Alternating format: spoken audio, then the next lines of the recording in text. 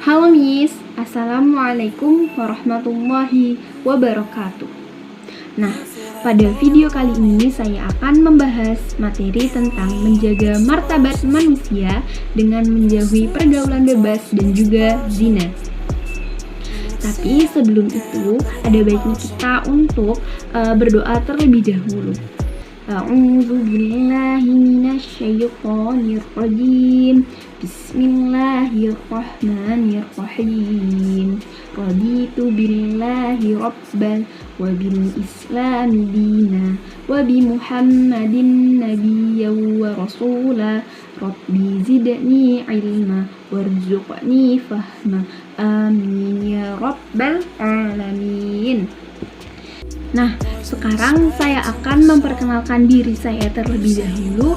Karena tak kenal maka tak sayang. Perkenalkan, nama saya Putu Dewi Amelia Putri, bisa dipanggil Amel, nomor absen 10 dari kelas 10A Farmasi. Sebelum kita lanjut ke materi, ada baiknya kita akan memahami konsep apa saja yang akan kita bahas kali ini. Nah, yang pertama, di bagian alir ini, menjaga martabat manusia dengan menjauhi pergaulan bebas dan juga zina, itu ada analisis Quran Surah Al-Isra ayat 32 beserta kandungannya, lalu analisis Quran Surah An-Nur ayat 2 beserta kandungannya, dan juga analisis hadis yang terkait. Lalu diketahui dan diperolehnya nilai dan perilaku mulia. Yang terakhir itu kita akan mencari tahu tentang menghindarkan diri dari pergaulan bebas dan juga zina.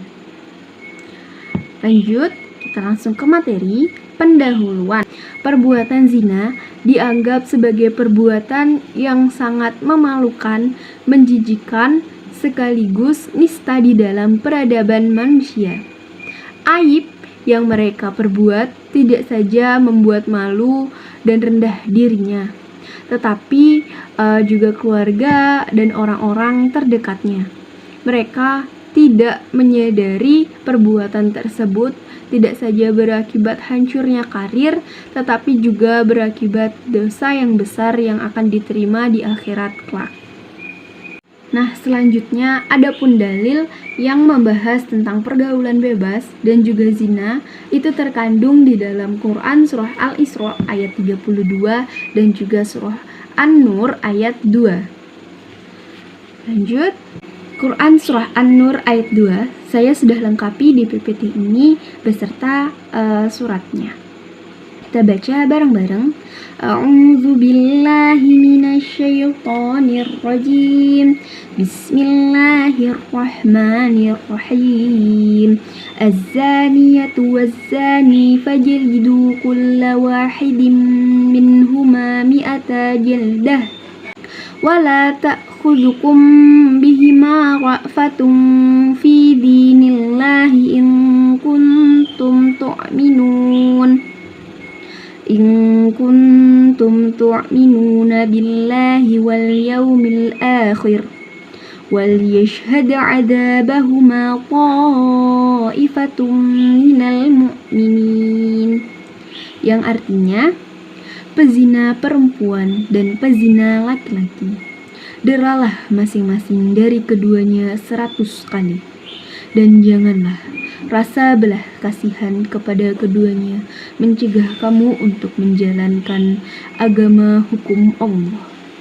Jika kamu beriman kepada Allah dan hari kemudian, dan hendaklah pelaksanaan hukuman mereka disaksikan oleh sebagian orang-orang yang beriman. Adapun kandungan ayat dari Quran Surah An-Nur, yaitu 1. Perintah Allah Subhanahu wa Ta'ala untuk mendera pezina perempuan dan pezina laki-laki masing-masing 100 kali. Yang kedua, orang yang beriman dilarang berbelas kasihan kepada keduanya untuk melaksanakan hukum Allah Subhanahu wa Ta'ala.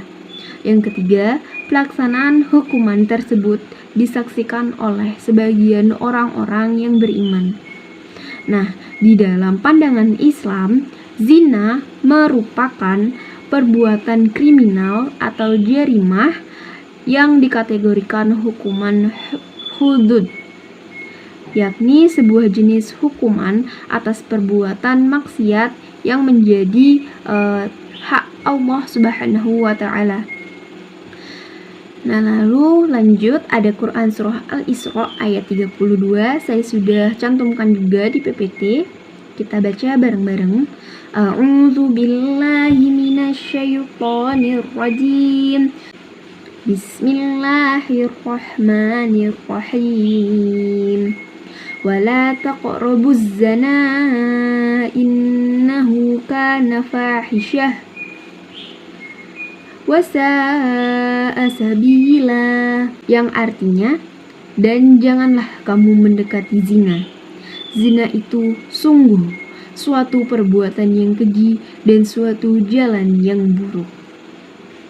Nah, adapun kandungan ayat dari Quran surah Al-Isra ayat 32, yaitu Allah Subhanahu wa Ta'ala secara tegas memberi predikat terhadap perbuatan zina melalui ayat tersebut sebagai perbuatan yang merendahkan harkat dan martabat dan kehormatan manusia.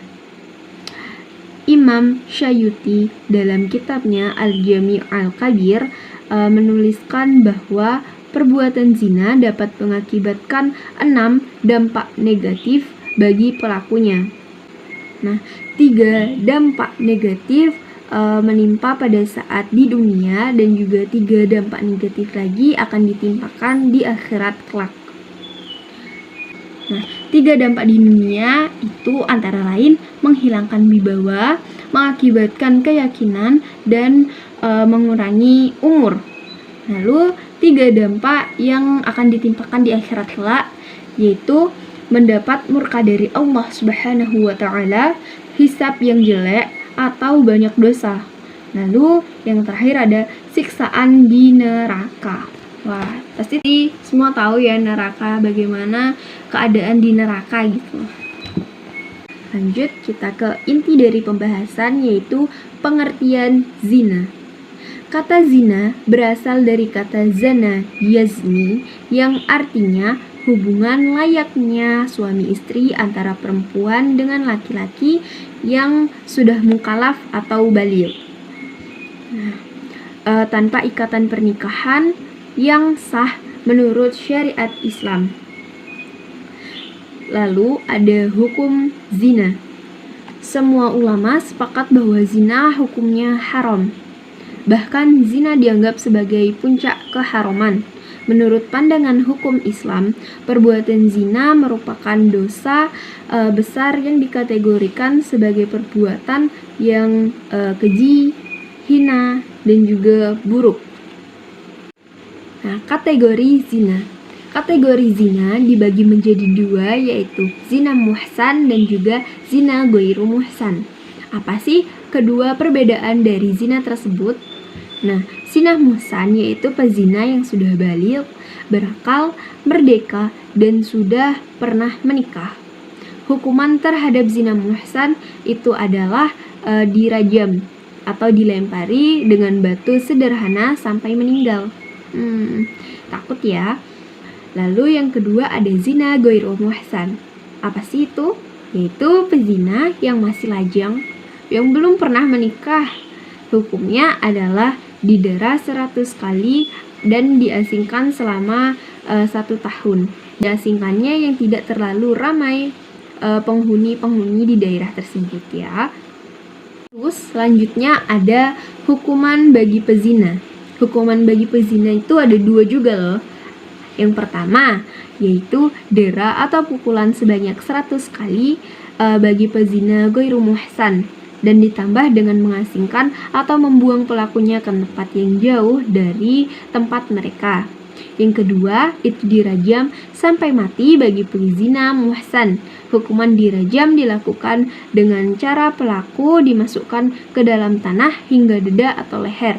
Jadi, dari bawah leher itu akan dikubur di dalam tanah. Jadi yang kelihatan di atas tanah hanya kepalanya saja. Nah, tempat untuk melakukan hukuman rajam adalah tempat yang banyak dilalui oleh manusia atau yang tempatnya keramaian. Nah, lalu ada dampak negatif dari zina, ada 6, yaitu mendapat laknat dari Allah Subhanahu wa Ta'ala dan juga Rasul-Nya. Yang kedua, ada dijauhi dan dikucilkan oleh masyarakat. Yang ketiga, nasab atau keturunannya menjadi tidak jelas. Yang keempat adalah anak hasil zina tidak bisa dinasabkan kepada bapaknya, melainkan kepada ibunya. Walaupun bapaknya itu biologis, tetapi tidak sah secara syariat Islam atau secara agama. Jadi, misalkan nama anaknya adalah Isa. Jadi, Isa bin Maryam. Lagi, misalnya anaknya perempuan, nama anaknya adalah Fatimah dan ibunya adalah Aisyah. Berarti namanya Fatimah binti Aisyah. Tidak bisa Fatimah binti, misalnya nama bapaknya adalah Ahmad, berarti Fatimah binti Ahmad, itu tidak boleh. Jadi nasabnya itu dinasabkan kepada ibunya atau bundanya. Yang kelima yaitu anak hasil zina tidak berhak mendapat warisan. Nah, sama halnya seperti tadi, walaupun bapaknya itu biologis, tetapi anaknya ini tidak berhak mendapatkan warisan bapaknya. Lalu, begitu banyak dampak negatif yang ditimbulkan dari pergaulan bebas, bukan? Nah, patut menjadi perhatian bagi generasi muda seperti saya dan juga Anda, bahwa mereka sedang mempertaruhkan masa depannya jika terlibat dalam pergaulan bebas yang melampaui batas.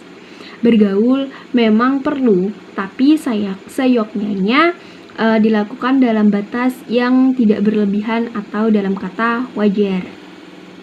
Pergaulan adalah fitrah bagi manusia sebagai makhluk sosial. Islam selalu mengatur segala sesuatu yang kita lakukan di dalam kehidupan, tak terkecuali dalam bergaul.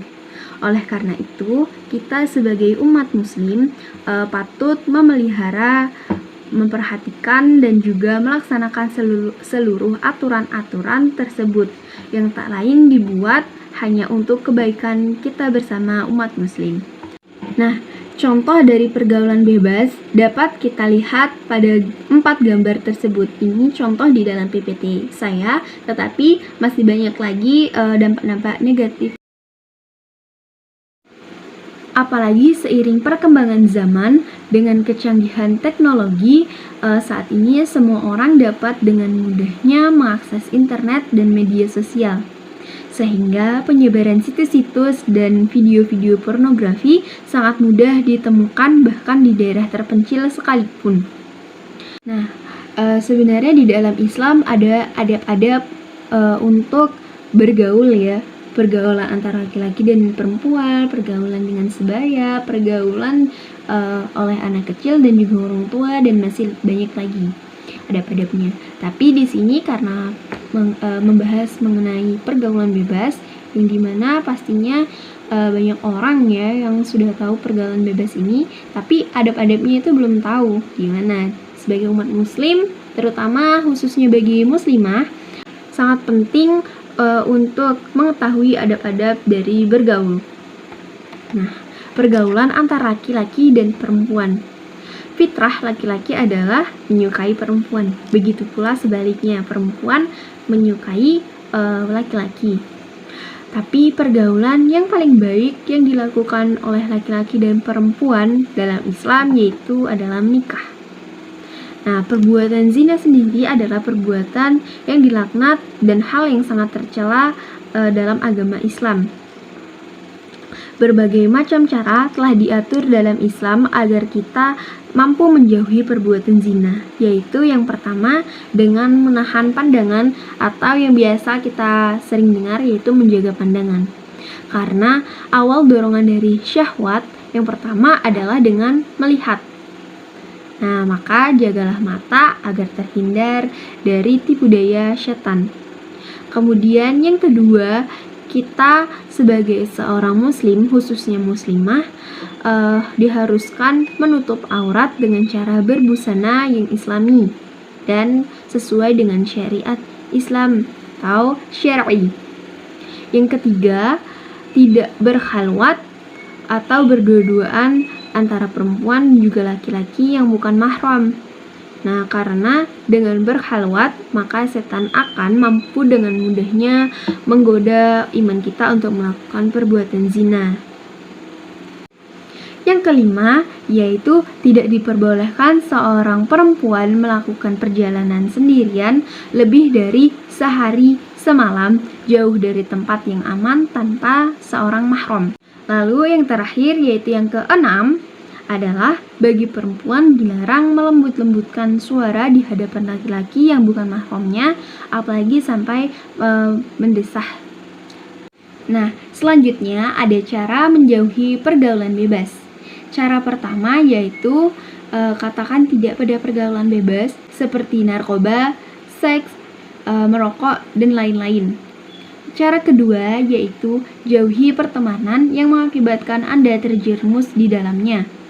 Cara ketiga yaitu mendekatkan diri kepada Tuhan, meningkatkan iman dan ketakwaan kita terhadap Tuhan, menjaga aurat, dan melakukan hal-hal positif seperti berorganisasi. Tuh contohnya. Nah, adapun solusi lainnya yaitu seperti memperbanyak zikir.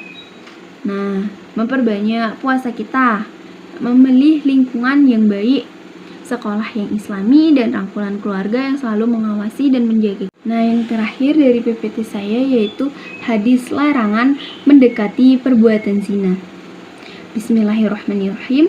La yakhluwanna rajulun bimra'atin illa ka'ana salisahuma syaitan. Yang artinya, tidaklah seorang laki-laki berkhalwat dengan seorang wanita melainkan yang ketiga dari mereka adalah setan.